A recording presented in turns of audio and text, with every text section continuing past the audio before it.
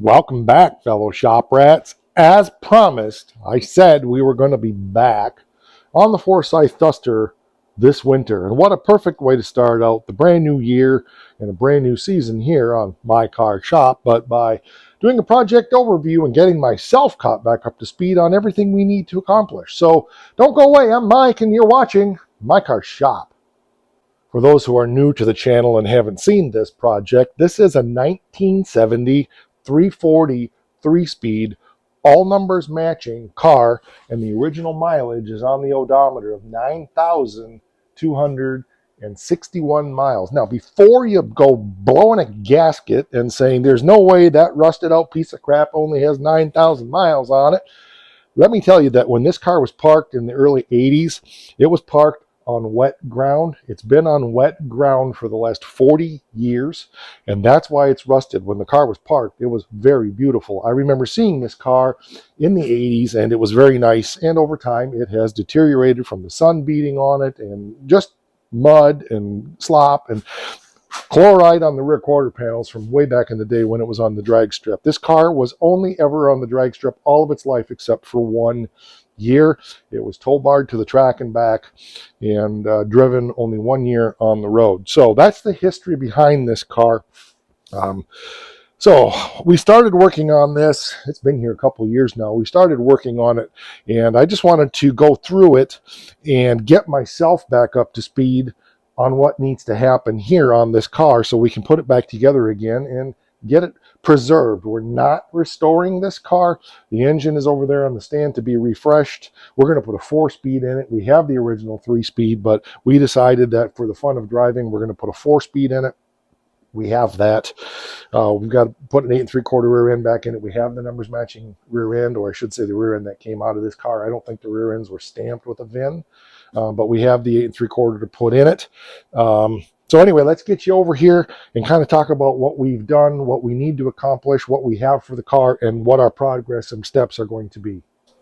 Okay, let's get her opened up here and take a peek inside. I have done some fabrication work on this car already, so we'll show you that. And we'll talk about the parts that we purchased for the car. This is going to be a much quicker project once we really get focused on it than what the Stitches Challenger has been. So a long time ago in Bethlehem, we had taken and cut out some of this part of the floor here, and then we hand fabricated this under the seat part here as well. Looks like it's shifted a little bit because it actually goes over this way more. But that piece is all set to go. It belongs right up here. Like so is where it goes.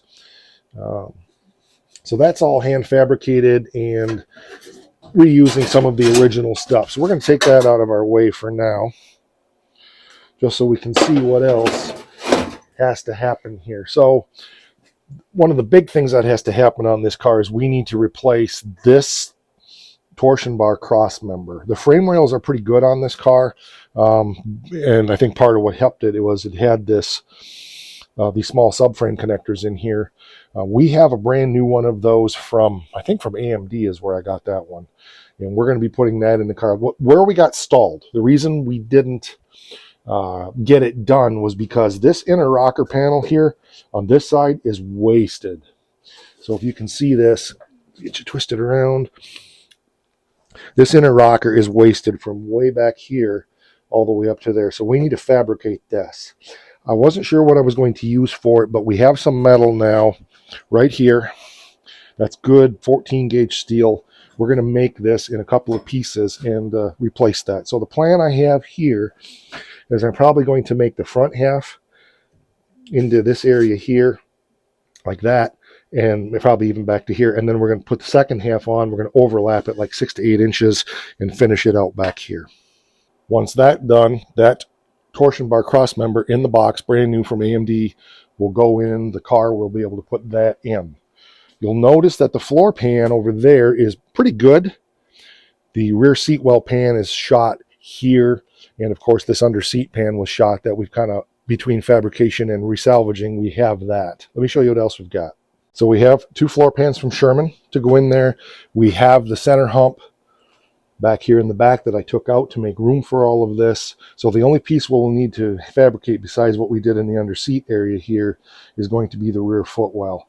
We have that one to use as a reference, plus I have tons of other A-bodies around if I had to. So that'll be really easy to make that. Then the next thing we'll need to do is you can notice that our door gap is like this, which means this frame is sagging a little bit, which means that it has inner fender well work to be done. I've got my back glass out of the Challenger on a bunch of foam up there, so I'm not going to open the hood. It needs inner fender well work. We knew that when we got it here. And of course, we're going to work on replacing these patches that Bob put on 300 years ago because of chloride and rubber and being on the track. It was very common for cars like this to rot out if you didn't keep them clean, and that's what happened here. So he put these patches on for a specific event he went to that they weren't allowed to show some of that rust. I don't remember the deal right now. I've got to talk to the family again. But anyway, so we are going to not paint this car. We are going to preserve all of the original lettering, the patina, as much as possible. I have pictures of this car from back in the day. We're going to replace every one of the custom stickers that were on this car. We're going to put here on auto parts back on it. We'll put a new direct connection, and we're going to do a complete patina treatment on this body. Once it's done, we will weld in some panels very carefully, do some paint blending as best as we can. I have a lot of this stuff already. Actually, I have wheel openings. I have rear quarter panel. I think I have the front of the rear quarter panel, but if not, it's easy to make. So that's kind of the plan on this. I haven't run the fender tag on this to remember, or if I did, I don't remember. I'm sure I did, but I don't remember. It has the Kelsey Hayes dual piston front discs on it. That's factory stuff. Whether it was factory on this car, I don't know. I'll have to look up the fender tag and double check that for sure. Do the same thing on this side, patch up the quarters, redo all the lettering and stickers to try to put it back. The hood structure is shot. I have another 70 hood. I think I want to preserve this one, so we will be doing some structural work on this hood. That will be coming real soon to get this hood so it doesn't buckle anymore. The inner structure in this area here is shot. I don't know if I'm going to fabricate it or just cut it out of another hood. Said I have another 70 hood. I have a couple of 73 hoods, so we'll find something that'll work. If I remember correctly, the trunk floor is pretty good except for the bottom of the tire well. That's an easy peasy fix, so that won't be any big deal. My plan, my hope, is that once the Stitches Challenger is off the rotisserie, which should be soon, that we'll be able to put this on there. I think I can leave the glass in the car. That's my plan. I think it's going to be light enough that it's not going to overload that because it won't have the rear end and the front suspension and all that stuff in it, so it should be fine. I don't really want to take the glass out of the car.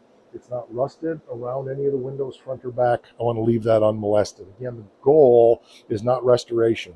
The goal with this car is a preservation to restore this piece of local history that's been so well known around here. Bob ran it at Ubley Dragway for years, and so it'd just be really nice to get this back into the condition it was towards the latter part of its life when Bob was racing it all the time. It's a 30 over 340. I checked the numbers on it. It matches the car. It is the original engine. 10.5 to 1 pistons. This has got TRW forged pistons in it, I believe. Pretty sure.